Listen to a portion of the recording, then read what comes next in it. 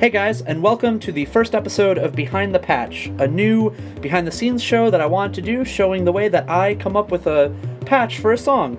My plan is to have this be something that's available on Patreon in the future. Patreon is a place where you can support the channel and what I do by donating small amounts of money per video that I release. I'd really appreciate it if you could go and check that out, and in the future, videos like this and other behind-the-scenes videos will primarily be there.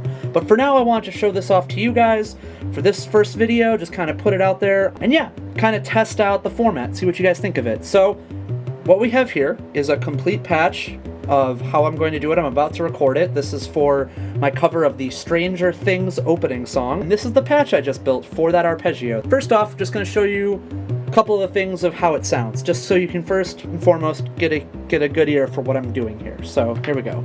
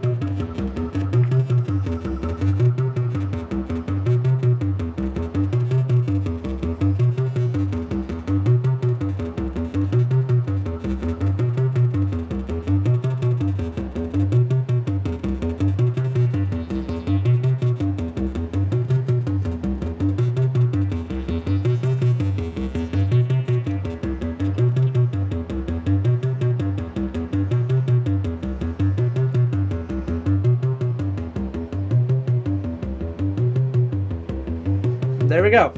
But yeah, so there's the patch, and now I'm going to clear the board. Now we're going to show how I built it. So let's just give myself a second to do that.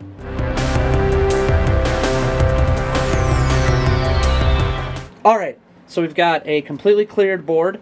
No patch cables, no nothing. I've got my sequence going right here through the Metropolis, which is what's controlling the main sound. I'm going to try not to mess with knobs too much, because I caught them like right where I wanted them, although I've probably already bumped my tuning, so the tunings might be a little off. But we're going to try and build the patch kind of quickly, just show what I was going for here. So, first thing we're going to do is we're going to run our pitch and our gate into multipliers, because we're going to put those all over the place. Second thing we're going to do is we're going to run the pitch into our chiptune audio generator, and then we're going to run that out into my low-pass gate from Make Noise. And actually, I'm using this one because it's a little less harsh, and it sounds a little bit better for what I'm going for. Next, we're going to take our gate, and we're going to run this gate right here into the function, there, and we're going to run our out into the strike functionality, which we can actually use a much smaller patch cable for. So that's going to allow my gate to get processed through the function and then act as a strike note for the LXD, and it creates a really cool sound. Next, we're going to take another gate, boop, and we're going to run it actually into my mixer. Now this mixer is primarily an audio mixer. It doesn't do a super great job with, you can't really mix CV super well, but what I did find it can do is if I run the out into my CV here, I can actually use it as an attenuator. So right now, I have my gate signal acting as an attenuating through the CV control. So as I turn this up, we'll hear real quick if I actually run a cable into my input 1 and out. And then, of course, run our final mix out into our board out. Turn it up. So you start off with that really nice plucked, plucked or hammered sound from the low pass gate. But as I turn this up, a little bit more of that chippy bass comes through, which is really nice because, you know me, I love chiptune sounds, so it's nice to have that chippy bass, and I can cut the gate if I want to, but I kind of want to leave the gate right about there. So there we have the first part of our sound. That's the first part of the sound that I built, and I can turn this knob and make it a little bit more pingy or turn it back up and get that chip tone. So I'm almost using the CV control, using this attenuator to almost create kind of like a filter, kind of? I don't know, I like it though. Next thing I want to do is I want to get this Mother 32 involved. So to run a couple of cables, well, first from our pitch to our octave control, and from our gate into our gate control, and from our VCA out into here. And Mother's a little bit quieter. You can hear right there. Or I'll actually turn off the other one. There's our Mother 32 sound. I've got the attack a little bit high, just a little bit, just to give it like a little bit of more of a stringy sound. On board, what we've got going on here is just a simple LFO that is very, very slightly going to be affecting the pulse width of my pulse wave with that. So that's what we're doing with this, just on board. I like to start it off a little bit lower with the filter. I feel like these two sounds together sound really, really tight. But I want to be able to affect this in a couple of ways. So I have a couple simple ways of doing that. The first is I'm going to run my clock from my Metropolis into the sync of my Dixie II, which I'm using as an LFO right now. It's kind of operating as a very fast LFO, as you can see.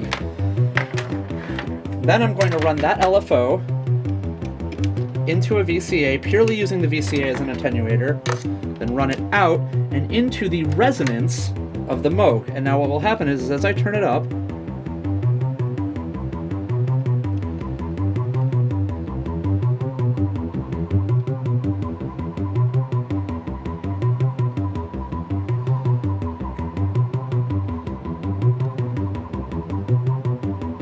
right about there. I don't want a ton, but it gives it a little bit, especially at a higher cutoff. You can hear that fluctuation in the resonance, which I really like. It gives it just a little bit of almost like, I don't know, it's almost like a phaser almost.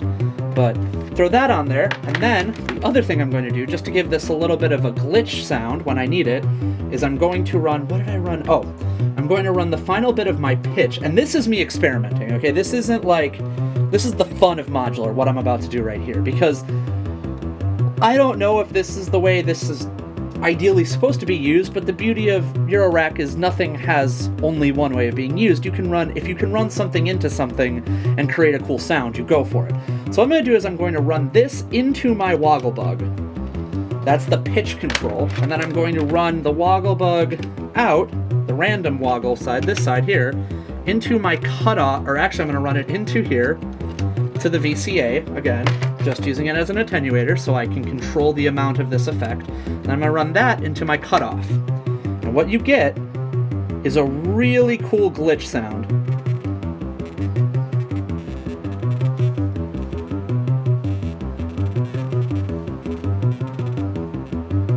The main reason I tried this was because I had an extra output on my multiplier and I just wanted to have fun with it. So that's the final part of the different sounds. And so I now have, I can turn up this like little wobbly, high-pitched resonance sound, which is really fun when I play with the cutoff of the filter. I can make it more of a background noise if I want to by turning down the main resonance knob here. I've got that, I've got my glitch noise, and then I've also got this knob here from the beginning that brings in that chiptune sound. So, the whole idea of this patch, which is now complete, this is what I showed you at the beginning, is I want to have lots of points to play around as I slowly build this song and allow this arpeggio to grow and change and do different things throughout the song. So we can start with everything down here, and then by the end of it, drop this up, bring this up, bring a glitch in, bring that resonance up. Almost use that resonant overtone as a third pitch that I can kind of have fun with if I wanted to. Not sure if I will, but it's nice to have options. And yeah, so that is the patch. I'm gonna record it now for the video. Now you kind of have a basic understanding of how I built it, how it works, and yeah, I hope you enjoy. Hope you enjoyed the video. Hope you enjoyed this little behind the scenes video. If you want to see more of these, please let me know in the comments. If you like how I did this, let me know what you think of it. And again, planning on probably putting these mostly on Patreon, so if you want to see more of these in the future, you want to support the channel, you like what I do, please check out Patreon. It helps out a ton, and I'd love to see more people there. I do all sorts of cool stuff on Patreon. I do write-ups, I do, you know, I'm hoping to do more interaction with fans there. I'm hoping to do all sorts of stuff. It's the party on Patreon. Come and join us there. And yeah, I'll see you guys later.